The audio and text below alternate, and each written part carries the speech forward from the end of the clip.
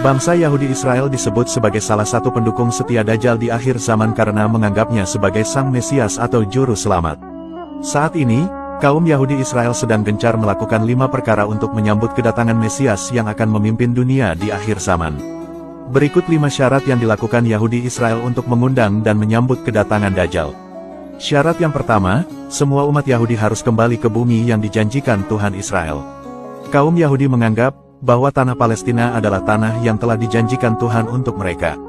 Jadi, syarat pertama yang mesti dilakukan Zionis Israel adalah memulangkan semua umat Yahudi yang berserakan di dunia untuk kembali ke negara Israel. Maka sejak tahun 1946, mereka pun beramai-ramai pindah dari seluruh negeri menuju ke tanah Palestina. Saat ini, sudah ada sekitar 7 juta kaum Yahudi yang kembali dan menetap di Israel. Selain di Israel, kaum Yahudi juga masih banyak yang menetap di luar negeri. Setidaknya ada sekitar 6 juta orang yang masih tinggal di Amerika Serikat, lalu 460.000 orang di Prancis, lalu 393.000 orang di Kanada, lalu 292.000 orang di Inggris, lalu 175.000 orang di Argentina, lalu 150 orang di Rusia, dan masih banyak lagi di berbagai negara termasuk Indonesia. Kaum Yahudi juga mengklaim bahwa tanah Yerusalem adalah tanah yang dijanjikan Tuhan untuk mereka. Maka dari itu, mereka tidak segan-segan untuk menguasai dan merampas hak tanah rakyat Palestina di Yerusalem. Saat ini, otoritas kota Yerusalem telah berhasil dikuasai dan tunduk di bawah pemerintahan Israel. Masjidil Aqsa juga kerap dijaga dan diawasi oleh militer Israel guna menghindari bentrok antara umat Islam Palestina dan Zionis. Saat ini, tidak jauh dari kompleks Masjidil Aqsa juga terdapat sebuah tembok besar yang biasa digunakan umat Yahudi untuk ritual meratap dan ibadah mereka.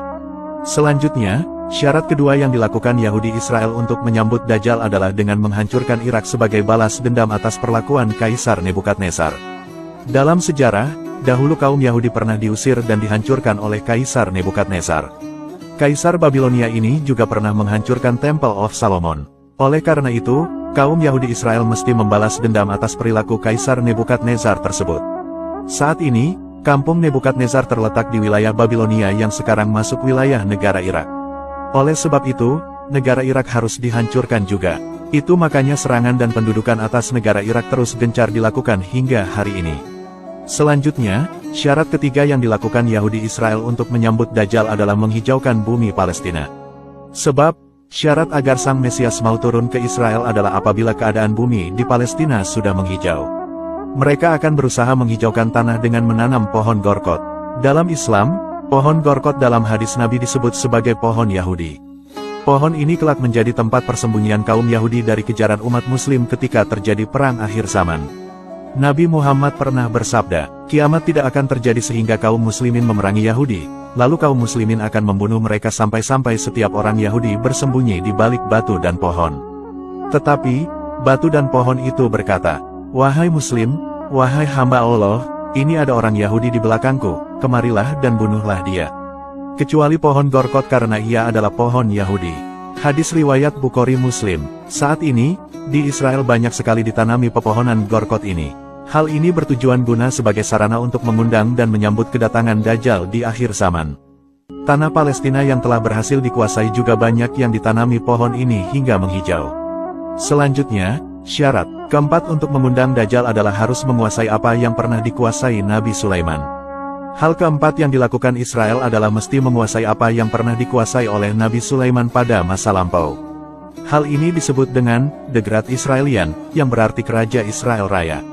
Wilayah ini mencakup wilayah mulai dari 2 sungai besar yaitu dari Sungai Nil di Afrika hingga ke Sungai Efrat di Irak. Maka, batas negara yang sedang mereka perjuangkan itu adalah 2 sungai itu. Coba kita lihat, bahwa bendera Israel itu dibuat bergambar bintang David. Ada segi 6 lalu di atasnya ada garis warna biru dan di bawahnya warna biru. Yang di atas warna biru itu adalah simbol Sungai Nil, dan yang di bawah merujuk ke Sungai Efrat. Artinya, wilayah kerajaan yang ingin mereka kuasai adalah mulai dari Sungai Nil hingga ke Efrat. Selanjutnya, syarat kelima untuk menyambut Dajjal adalah menjadikan bangsa lain sebagai keledai tunggangan. Jadi, jika nanti kaum Yahudi Israel berhasil berkuasa di dunia, maka selain dari mereka akan dijadikan goim atau keledai tunggangan. Hal ini cukup beralasan karena dalam keyakinan umat Yahudi, mereka menganggap bahwa diri mereka adalah bangsa dan umat pilihan Tuhan. Karena keyakinan mereka sebagai umat pilihan, maka bagi mereka Sang Mesias Juru Selamat pasti berasal dari bangsa Yahudi. Itulah alasan mengapa Dajjal Sang Mesias selalu mereka tunggu kehadirannya di bumi ini. Nah, itulah 5 hal yang kini sedang dilakukan Yahudi Israel untuk menyambut kedatangan Dajjal.